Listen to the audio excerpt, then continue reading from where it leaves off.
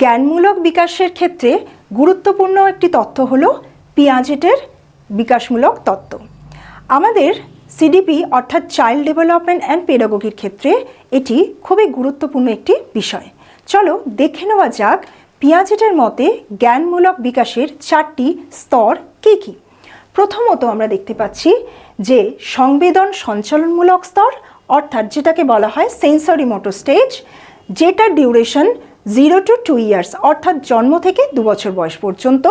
Next আসছে প্রাক ধারণামূলক স্তর, অর্থাৎ 2 to 7 ইয়ার্স, যেটাকে বলা হয় প্রি অপারেশনাল স্টেজ। নেক্সট হচ্ছে মূর্ত সক্রিয়তা স্তর, অর্থাৎ যাকে বলা হয় কংক্রিট অপারেশনাল স্টেজ, যার ডিউরেশন 7 থেকে 11 বছর বয়স পর্যন্ত, এবং নিয়মতান্ত্রিক সক্রিয়তা স্তর বা ফর্মাল অপারেশনাল স্টেজ, যার ডিউরেশন হলো 11 বছর থেকে তার পরবর্তী স্টেজগুলির পর্যন্ত। কেমন? তো এই সংক্রান্ত আরও গুরুত্বপূর্ণ তথ্য পেতে অবশ্যই আমাদের অফিসিয়াল পেজে চোখ রাখতে হবে এবং বিষয়টিকে লাইক করতে হবে। Thank you.